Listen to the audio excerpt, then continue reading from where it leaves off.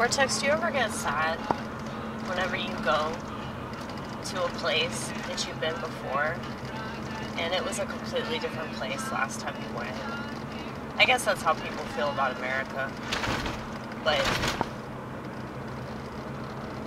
I don't know, change is kind of inevitable because people are never satisfied leaving anything alone. And as sad and angry as I can get about that, because it's like, why fuck up a good thing? Why can't you just be satisfied with what you have? As much as I want to pose that question to everybody all the time, it's like, it's just the way it is. Everybody's a woman. They're not satisfied anymore. I mean, if you believe in Genesis, and you believe in, like, the age-old story of creation, and that, you know, women were the ones that screwed everything up for the rest of us, and it was Eve that was tempted by the serpent to choose to eat something that was forbidden instead of, you know, just accepting what she had, you know, the whole fucking kingdom of God, whatever, bitch, whatever. But,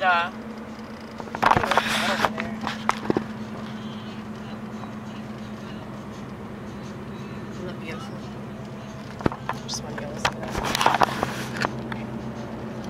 But,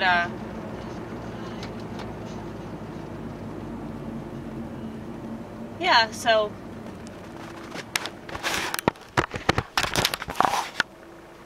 I don't want to focus on license plates. I'm worried somebody's going to try to sue me. But, yeah, so doesn't that story make perfect sense out of why women are not capable of being satisfied? You know, the fact that she chose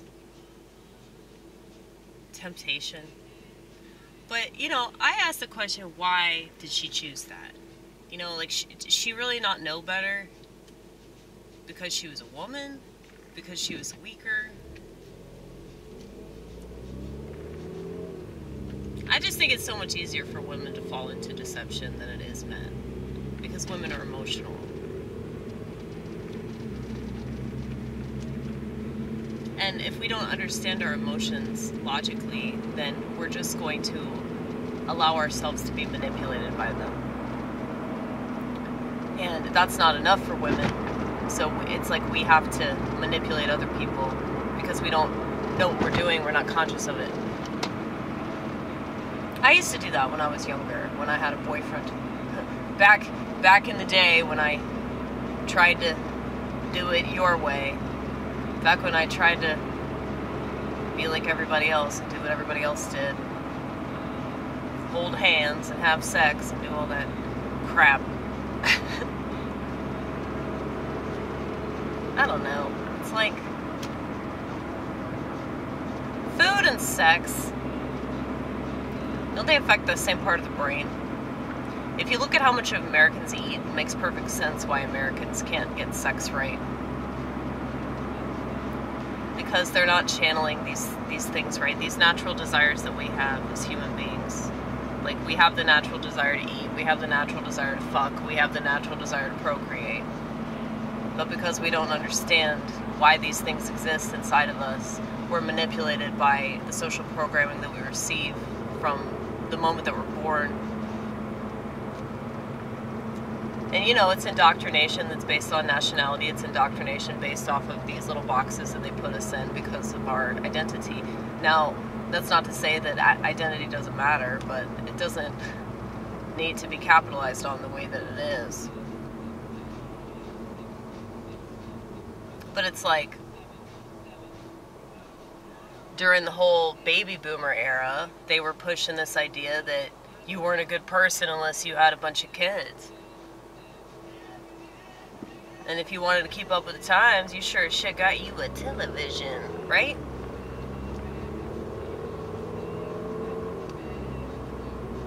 And there have been different advancements in regards to the TV. Same with the phone, same with the internet, same with social media. But, you know, not a fan of change. It's not necessary. We could just be satisfied with what very little we have and just stop there. But nope, that's not good enough for society. We have more. We have to have more. So, a lot of people will say that, like, capitalism is so masculine, but I don't see that. I actually see it as more feminine. Like, going out getting what you want, that is masculine for sure. But you don't have to be a capitalist to do that. In fact, you'd be a lot better off if you were a minimalist, because then you'd be a lot more satisfied with whatever you got. So who do we blame, y'all? Who do we blame? Do we blame women, or do we blame capitalists, or what? What do we do? I want this to be easy. So, yeah, I'd like to believe that maybe a small faction of society could, like, run everything because the rest of society is just down for the count. You know? I'd like to believe that.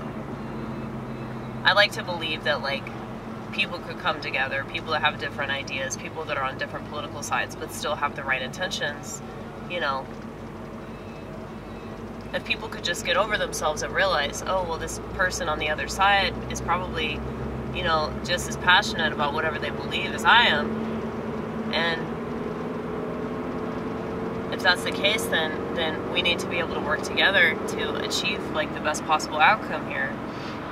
If everybody could put their differences aside and just have that mindset, that would be fantastic, but I don't think that that's even remotely possible, especially now because of how the internet has just heightened everybody's emotions and exacerbated our